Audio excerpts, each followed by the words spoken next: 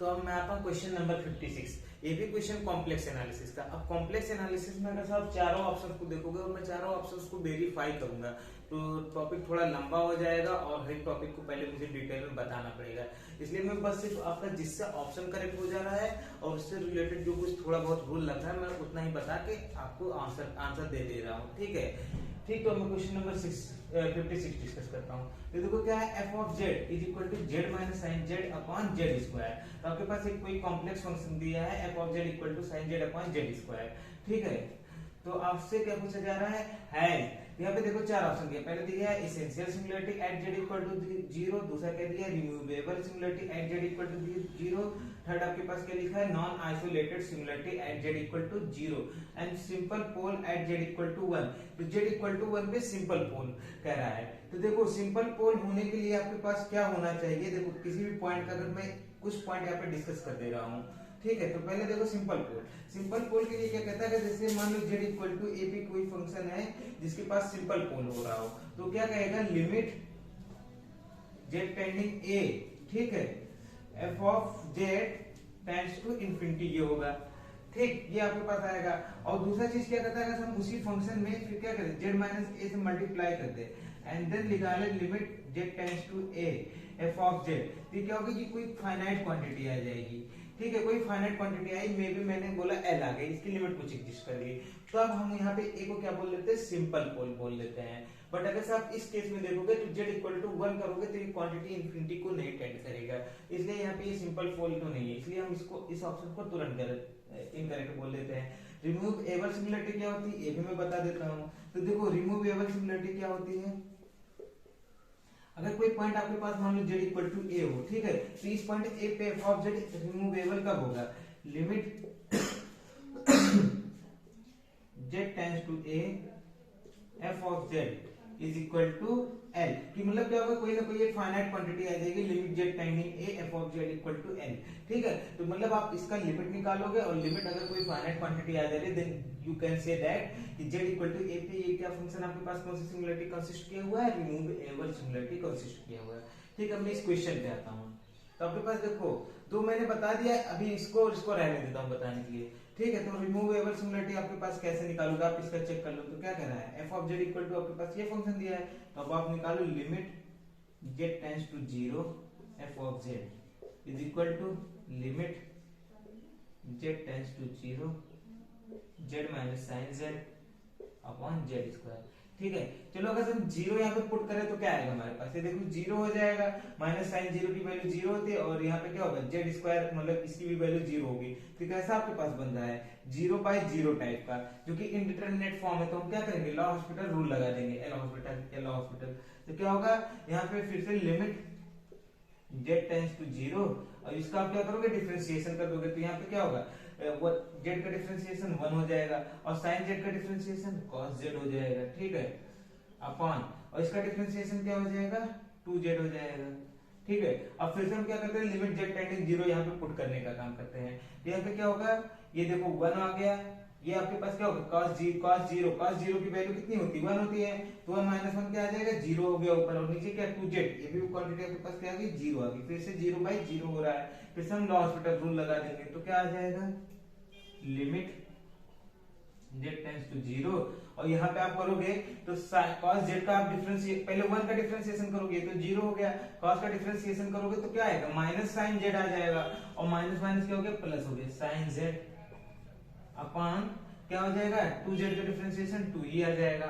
अब क्या करते हैं, अब हम लिमिट जेड टेंडिंग 0 यहाँ पे पुट करने का काम करते हैं। अगर लिमिट जेड टेंडिंग 0 करेंगे तो क्या वैल्यू हो जाएगी साइन 0 की वैल्यू 0/2, ये क्वांटिटी किसकी इक्वल हो गई 0। तो देखो क्या हो गया लिमिट आपके पास क्या हो रहा है limit z tends to 0 f of z is equal to 0, कोई फाइनाइट नंबर ही आ गया। ठीक है, अगर फाइनाइट क्वांटिटी आ गई देन हम इस सिमिलरिटी को क्या बोल देंगे रिमूवेबल सिमिलरिटी बोलेंगे। यानी आपका कौन सा ऑप्शन सही है, ऑप्शन नंबर 2 करेक्ट है, बाकी 1 एंड 3 आपका रॉन्ग हो गया।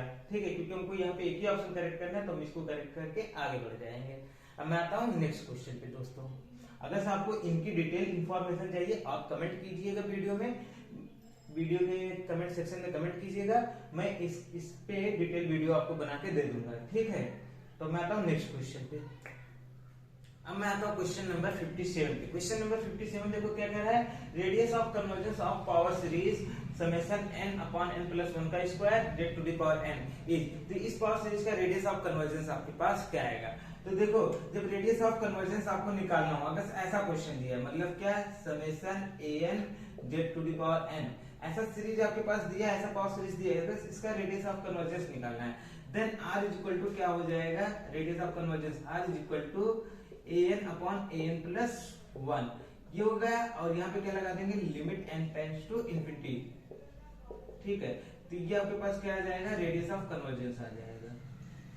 मेरे ख्याल से आपको इतना समझ में आ गया होगा। अब मैं आता हूँ क्वेश्चन पे, ठीक है। तो हमारे पास देखो क्या दिया है, कौन सा सीरीज दिया है, summation n upon n plus 1 का whole square z to the power n। अगर इसको कंपेयर करें हम, कुछ ये ऊपर से इसको कंपेयर करें, तो यहाँ पे हमारे पास क्या होगा, an इज इक्वल टू क्या आ जाएगा, n अपॉन n प्लस 1 का स्क्वायर, ये हो गया, ठीक है।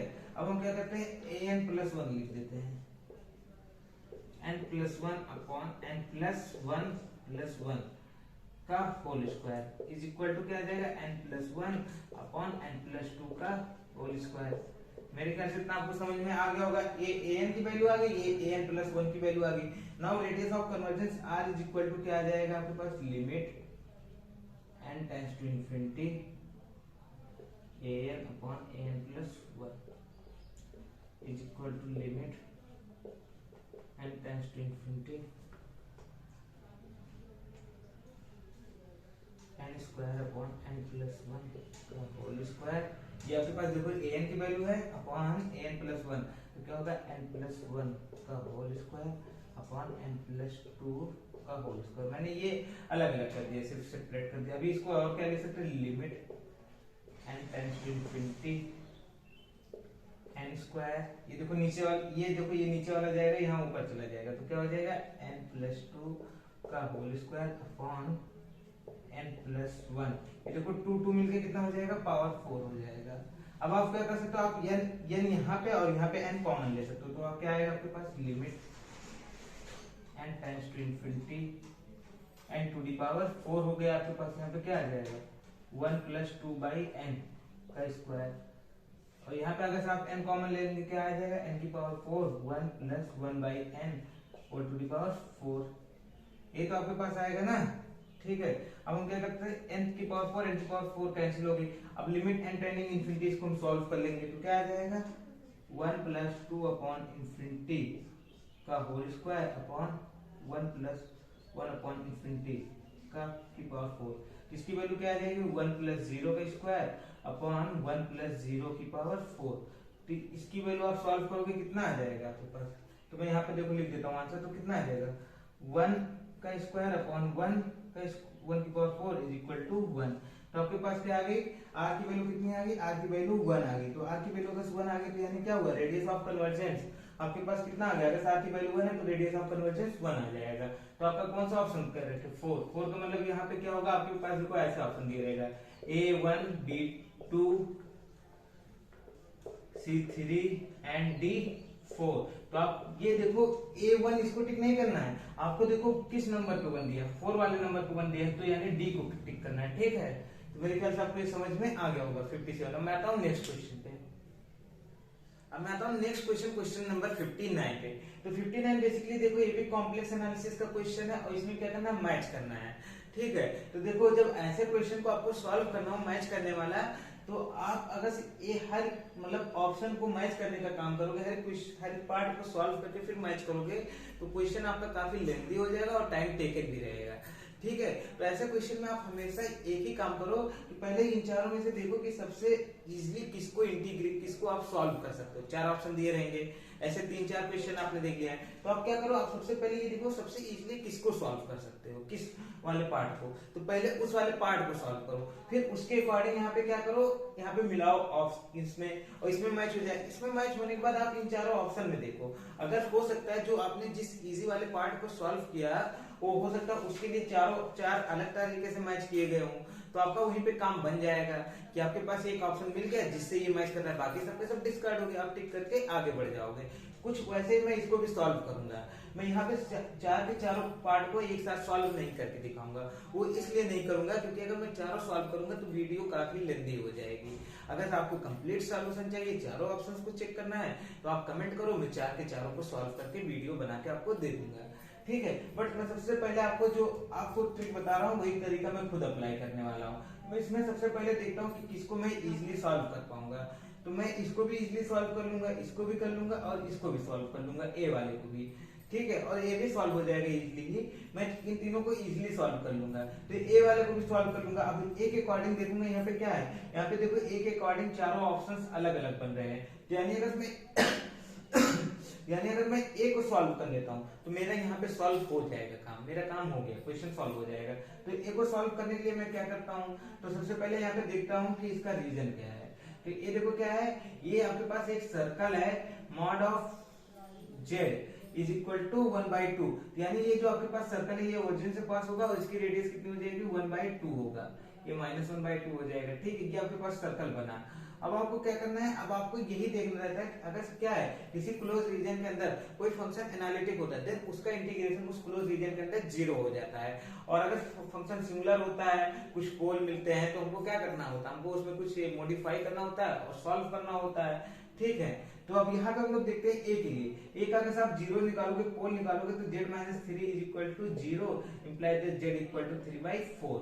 तो आपके पास क्या आ गया, z इक्वल टू 3/4, 3/4 इसका एक 0 आ गया। अब क्या कर सकते हो, आप देखो दो तरीके देख सकते हो। 3/4 जो कि क्या है, 3/4 1/2 से बड़ा है। अगर 1/2 से बड़ा है तो मतलब वो इधर कहीं पे आएगा 3/4, यानी क्या हुआ 3/4 जो है इस रीजन के अंदर नहीं आ रहा। अगर इस रीजन के अंदर नहीं आ रहा है इसका मतलब क्या हो गया, इस रीजन के अंदर ये फंक्शन जो आपके पास है ये क्या हो गया, एनालिटिक हो गया, क्योंकि ये क्या है, पॉलिनोमियल है, नीचे भी पॉलिनोमियल है और एनालिटिक होने से कहां पे रुकता है, जहां पे इसका डिनोमिनेटर 0 होता है। बट डिनोमिनेटर कहां पे 0 हो रहा है, 3/4 पे, बट 3/4 क्या है, इस रीजन के अंदर नहीं है, तो ये फंक्शन आपका क्या हो गया, एनालिटिक हो गया। अगर फंक्शन एनालिटिक हो गया तो आपके पास क्या होगा, इसका अगर आप इंटीग्रेशन करोगे ओवर क्लोज रीजन तो ये क्या आ जाएगी, इसकी वैल्यू 0 आ जाएगी, क्या आएगी 0। तो यानी ए जाके किससे मैच होगा, 4 से, ए जा रहा है 4 से मैच हो रहा है।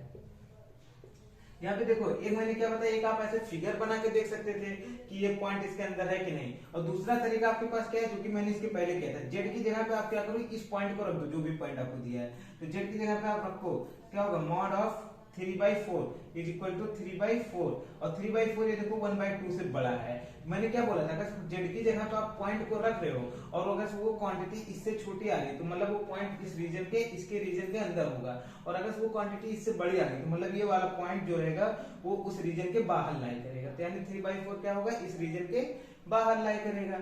अब जब इस रीजन के बाहर लाई कर रहा है तो हमको यहाँ से भी पता चल गया कि क्या होगा, फंक्शन हमारा एनालिटिक है इस रीजन के अंदर, तो इसका इंटीग्रेशन क्या आ जाएगा, 0 आ जाएगा। तो अब हम देखते हैं कौन सा ऑप्शन यहाँ पे करेक्ट है। तो देखो ए 1 से मैच हो रहा है ये तो फॉल्स हो गया, बी 2 से मैच हो रहा है ये भी फॉल्स हो गया, सी 4 से गया ये करेक्ट है आपका, डी में क्या है, ए जो है 3 से जा रहा है, ये भी आपका इनकरेक्ट हो गया। तो आपका कौन सा ऑप्शन सही है, सी वाला। तो आप सी को टिक करके आगे बढ़ जाओगे, और बाकी अगर इनका भी सॉल्यूशन चाहिए होगा तो आप डिस्कस कीजिएगा, मैं बता दूंगा, ठीक है दोस्तों।